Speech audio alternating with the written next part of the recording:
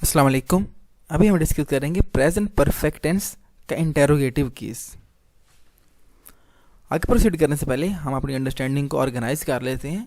तो हम डिस्कस कर रहे हैं 9th क्लास की इंग्लिश ग्रामर। इसमें जो पहला टॉपिक था पार्ट्स ऑफ स्पीच, वो हमने कम्प्लीटली डिस्कस कर लिया है। अभी हमारा second topic that is English tense जो है वो कंटिन्यू है। इसमें हम लोग इस पर्टिकुलर वीडियो में बात करेंगे प्रेजेंट परफेक्ट टेंस के इंटेरोगेटिव केस के ऊपर।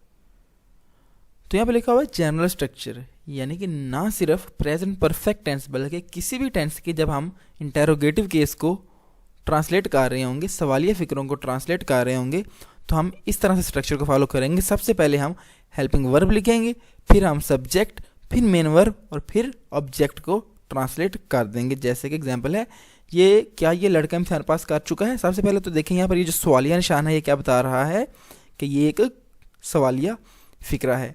तो इस टेंस में कौन सा हेल्पिंग वर्ब यूज होगा? हैज़ जो है वो हेल्पिंग वर्ब है, दिस बॉय सब्जेक्ट है, पास्ट जो है वो मेन वर्ब है, द एग्जामिनेशन क्या है?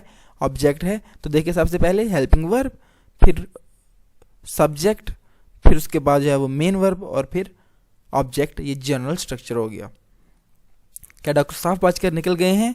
तो इसमें जनरल स्ट्रक्चर क्या है? सबसे पहले हमने हेल्पिंग वर्ब लगा दिया जो कि हैव है, द रॉबर्स जो कि डाकुओं के लिए ट्रांसलेट किया है सब्जेक्ट है, मेड मेन वर्ब है, गुड एस्केप साफ बच के निकल जाना, तो ठीक है ये क्या है? ऑब्जेक्ट है। ठीक है, तो मेड गुड एस्केप साफ बच कर निकल जाना, ये मतलब एज ए मेन वर्ब और एंड पे ऑब्जेक्ट के तौर पे यूज हो रहा है। अब हम पर्टिकुलरली देखते हैं कि जब प्रेजेंट परफेक्ट टेंस के इंटेरोगेटिव सेंटेंसेस होंगे तो उनको किस तरह से ट्रांसलेट करना है। तो उसका तरीका ये है कि अगर ही, शी, इट या सिंगुलर हो तो सबसे पहले हम हेल्पिंग वर्ब हैज़ लिखेंगे, फिर सब्जेक्ट, वर्ब की थर्ड फॉर्म और लास्ट में ऑब्जेक्ट और एंड पे सवालिया निशान क्वेश्चन मार्क जो है वो लगा देंगे। अगर आई, वो, यू, दे या प्लूरल सब्जेक्ट हों तो क्या होगा? सबसे पहले हम हैव लिखेंगे जो कि हेल्पिंग वर्ब है, फिर subject, third form of verb और ऑब्जेक्ट और एंड पे हम सवालिया निशान यानी कि क्वेश्चन मार्क जो है वो लिख देंगे।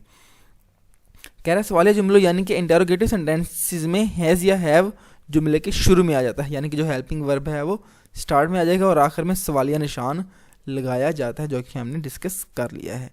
ये हमारे पास कुछ एग्जाम्पल्स हैं। कह रहा है क्या तुम काम ख़त्म कर चुके हो? ठीक है, चुके हो बता रहा है कि ये क्या है? परफेक्ट टेंस का फिक्रा है, प्रेजेंट परफेक्ट टेंस का फिक्रा है और सवालिया निशान जो है ये बता रही है इंटेरोगेटिव सेंटेंस है। तो इसको हम किस तरह ट्रांसलेट करेंगे? सबसे पहले हेल्पिंग वर्ब लगाएंगे, क्योंकि सब्जेक्ट यू है तो इसलिए हैव जो है हेल्पिंग वर्ब लगेगा। हैव यू, थर्ड फॉर्म जो है वो मेन वर्ब ख़त्म करना, फिनिश्ड योर वर्क अपना काम, क्या तुम अपना काम ख़त्म कर चुके हो? देखिए हैव क्या है? हेल्पिंग वर्ब है, यू क्या है? सब्जेक्ट है और फिनिश करना क्या है? ख़त्म करना, ये फॉर्म ऑफ वर्ब है और ये फिनिश्ड थर्ड फॉर्म है और योर वर्क अपना काम ये क्या है? ऑब्जेक्ट है। ये कुछ और एग्जांपल्स हैं। क्या ये लड़का इम्तिहान पास कर चुका है? Has this boy pass the examination? ठीक है, दिस बॉय है, अकेला लड़के की बात हो रही है इसलिए हेल्पिंग वर्ब हैज़ यूज हुआ है।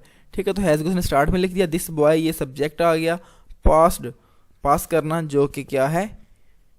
मेन वर्ब है, उसकी थर्ड फॉर्म यूज़ करती है, द एग्जामिनेशन क्या है? ऑब्जेक्ट है। Has this boy passed the examination? क्या ये लड़का एग्जाम पास कर चुका है? क्या शिकारी परिंदे पकड़ चुका है? ठीक है, तो देखिए यहाँ पर क्वेश्चन मार्क आ रहा है, चुका है बता रहा है कि प्रेजेंट परफेक्ट टेंस का फिक्रा है, सवालिया निशान बता रहा है कि सवालिया फिक्रा है। ठीक है, शिकारी सिंगल है इसलिए हम लोग हैज़ लगाएंगे। हंटर, शिकारी है सबसे पहले आ गया, हंटर जो कि सब्जेक्ट है।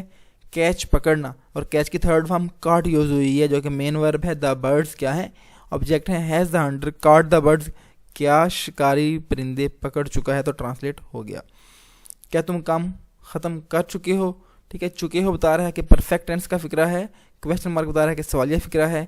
ठीक है, तुम यू आ रहा है तो इसलिए इसके लिए हम हैव लगाएंगे, हैव स्टार्ट में आएगा, यू जो है वो सब्जेक्ट है। फिनिश ख़त्म करना और फिनिश्ड थर्ड फॉर्म यूज हुई है, योर वर्क अपना काम।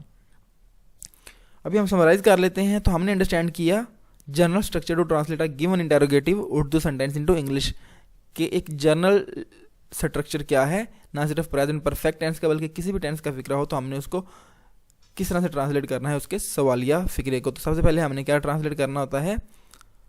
हेल्पिंग वर्ब, फिर सब्जेक्ट, फिर आगे मेन वर्ब और एंड पे object. Formula structure to translate interrogative present perfect tense. तो फिर हमने बात की पर्टिकुलरली हमने किस तरह से ट्रांसलेट करना है प्रेजेंट परफेक्ट टेंस के सेंटेंसेस को। और लास्ट में हमने अपने टॉपिक को अंडरस्टैंड किया with some examples. That's all about this lesson. I am very much hopeful that you got the understanding regarding what we have discussed. So thank you very much. See you in the next lesson.